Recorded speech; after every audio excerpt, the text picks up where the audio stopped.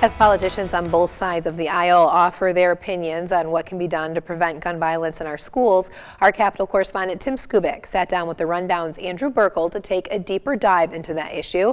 They also talk about the latest on the pandemic. Take a listen. Tim, in wake of the tragedy in Oxford, there's been a lot of talk about guns in school. What's the latest on that topic? Well, we've seen this movie before. We've had other shootings at schools around the nation, not here in Michigan, thankfully, until this week. And here's how the story goes. Shooting at high school, people killed. The people who want gun control come out, as they do every time there's a shooting, and say, we need more control over guns. Legislature, do something.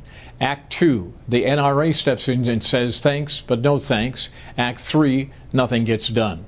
At this current read, unless there's a tremendous change in attitude in the Michigan legislature among Republican lawmakers, some but not all, probably nothing legislatively is going to happen with regard to changing gun laws to try to make sure this stuff doesn't happen again.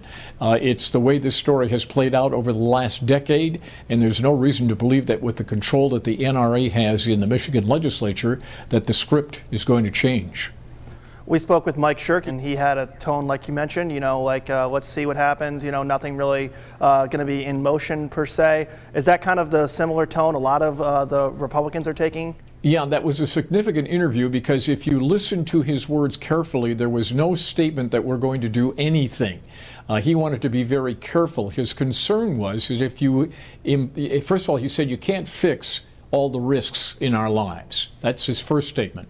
And secondly, he said if you move down this road, pretty soon you take away personal freedoms and you've got problems. Now, on the other side, the people that want gun control are saying, Mr. Shirkey, with all due respect, people are dying now in our schools, and we need to just not sit back and be philosophical about this. We need to do hands-on, get something done. But the fact of the matter is, as the governor likes to say, the votes are not there to do it. Oh, staying with the Michigan legislature now, some of that federal COVID money is finally coming free. What's going on with that? Well, yeah, we have a breakthrough. We have the spaceship is on the launching pad, and they're firing up the engines. We do see movement in the Michigan House and Senate on billions of dollars that will be going out to a variety of projects, including taking lead pipes out of the ground and making the drinking water safe in schools by adding filters, taking care of the PFAS problem, taking care of the sewer system, a lot of infrastructure work here. The key report that we had this week was that the D's and the R's are cooperating in a phenomenal way. There are some disagreements on where some of the money may end up going, but they are not political disagreements. They are policy-oriented disagreements. And when we spoke to the new budget director in his first TV interview this week, he basically said, look, we're rolling along singing a song. We're going to get some of this stuff before the end of the year out of the way, and local governments will get a holiday gift from the legislature if all of this stuff falls into place. And at this read, it looks like they're headed in that direction. One more question here for you, Tim, and sticking with Michigan and politics here. We're now in the final month of 2021. It's about to be an election year. How confident is Governor Whitmer and her team feeling coming into this election year? Well, they're going to tell you very confident publicly.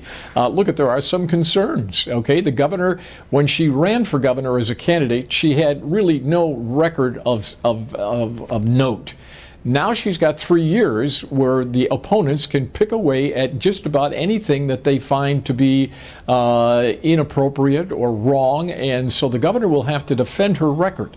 That's what elections are all about. So they think they're in pretty good shape, but things change, and who knows what will happen as we move into this new year. All right, an eventful year ahead for sure. Thanks, Tim, for your time today. Everybody have a safe weekend, okay? Bye-bye. Well, coming up next here on the Rundown, the new COVID Omicron variant has now been reported here in the U.S. We'll tell you how President Biden plans to fight it. And the Capitol Rundown comes right back.